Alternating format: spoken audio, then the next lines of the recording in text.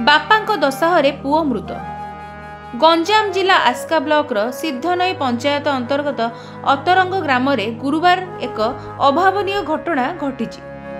बापांक दशाह पर समस्त आयोजन करिथिबा एकमात्र पुओर मृत्यु होईछि। अतरंग ग्रामर उदय गौड़कर 11 तारिख रे परलोक हो जाइथिला। तांकर एकमात्र पुत्र राजेंद्र मुखाग्नि दे क्रिया धरिथिले। शुद्धि कार्य में समस्त प्रस्तुति करिथिले। गुरुवार दशाह कार्य लगी दिनक पूर्वर अर्थात बुधवार बंधु परिजनक निमंते आस्कार लुगापट आनिथिले। विलंबित राति राजेंद्र घरे थिबा बेले हठात असुस्थ होई पड़िले। तांको तुरंत आस्का सरकारी डाक्तरखाना को अणा जाइथिला।